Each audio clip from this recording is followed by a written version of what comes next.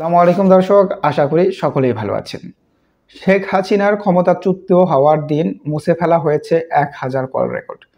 দর্শক, অর্থাৎ যে কল রেকর্ডগুলি দ্বারা শেখ হাসিনা বা তার এমপি মন্ত্রী বা তার আত্মীয় স্বজন বা দালাল শ্রেণী যারা রয়েছে বা আমলা শ্রেণী যারা রয়েছে, যারা ছাত্র হত্যা বা গণহত্যার সাথে জড়িত বা সকল ধরনের অপকর্মের সাথে জড়িত, এই ধরনের কল রেকর্ড যাদের আছে বা যে প্রমাণগুলো রয়েছে, সেই প্রমাণগুলো ডিলিট করার জন্য বা মুছে ফেলার জন্য এই 1000 কল রেকর্ড মুছে ফেলা হয়েছে।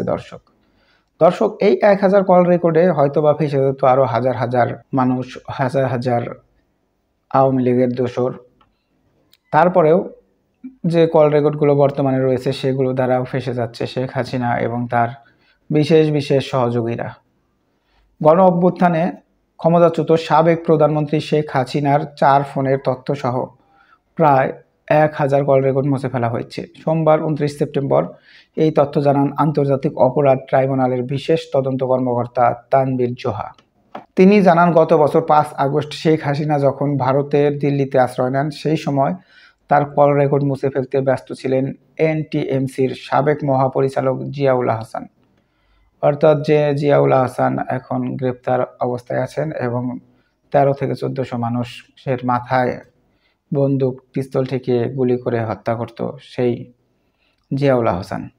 এর আগে ঢাকায় জুলাই আন্দোলনে দমাতে হাজারো নির্দেশনা দিয়েছেন শেখ হাসিনা। তানভীর জোহা বলেন, লোক পাঠিয়ে 5ই আগস্ট সন্ধ্যায় এনটিএমসির সার্ভার থেকে মুছে দেওয়া হয় শেখ হাসিনার 4টি নাম্বারের মালিকানার তথ্যসহ প্রায় 1000 কল রেকর্ড। তবে তা উদ্ধারের চেষ্টা চলছে। এই সময় সাবেক আইজিপি চৌধুরী আবদুল্লাহ আল মামুন এবং সাবেক এক পরিকল্পনা মন্ত্রীর কল রেকর্ডও মুছে ফেলা হয় বলে উল্লেখ করেন তিনি। জানা গেছে, এনটিএমসির তৎকালীন মহাপরিচালকের নির্দেশে ওপেন সোর্সের মাধ্যমে নিয়োগ পাওয়া এক ব্যক্তি এই তথ্য মোছার কাজ করেছে। অর্থাৎ দর্শক, ওপেন সোর্স বলতে হচ্ছে যারা স্থায়ীভাবে সরকারি চাকরি করে না, অর্থাৎ ফ্রিল্যান্সিংয়ের মাধ্যমে যাদেরকে নিয়োগ দেওয়া হয়েছিল, সরকার যাদেরকে ফ্রিল্যান্সিংয়ের মাধ্যমে নিয়োগ দেওয়া হয়েছিল, ওই রকম এক ব্যক্তিকে দিয়ে এই কল রেকর্ড এবং শেখ হাসিনার 4টি ফোনের সকল তথ্য মুছে দেওয়া হয়েছিল, অর্থাৎ ডিলিট করা হয়েছিল। দর্শক দেখুন, শেখ হাসিনাকে বাঁচানোর জন্য সে পালানোর পরেও তার দোসররা, তার নিয়োগকৃত ব্যক্তিরা কিন্তু সবসময় কাজ করে আসছে। এই 1.5 বছর যাবতও কিন্তু তার দোসর বা তার নিয়োগদাতা বা তার নিয়োগে যারা ক্ষমতায় রয়েছেন বা বড় বড় পদে রয়েছেন, তারা চেষ্টা চালাচ্ছে শেখ হাসিনাকে ফিরিয়ে আনার জন্য বা তার অপরাধকে ঢেকে ফেলার জন্য। আর সবথেকে বড় কথা হচ্ছে যে আওয়ামী লীগ হাজার হাজার শত শত প্রমাণ থাকা সত্ত্বেও তারা কখনো তাদের অপরাধ, তাদের অপকর্মকে স্বীকার করে না। যাই হোক, খুনিরা, অপরাধীরা তাদের অপরাধ স্বীকার করবে না, এটাই স্বাভাবিক বিষয়। কারণ তারা যে অপকর্ম করেছে সেটা স্বীকার করলে তাদের কমপক্ষে ন্যূনতম শাস্তি হবে মৃত্যুদণ্ড, যার কারণে তারা কখনো স্বীকারও করবে না।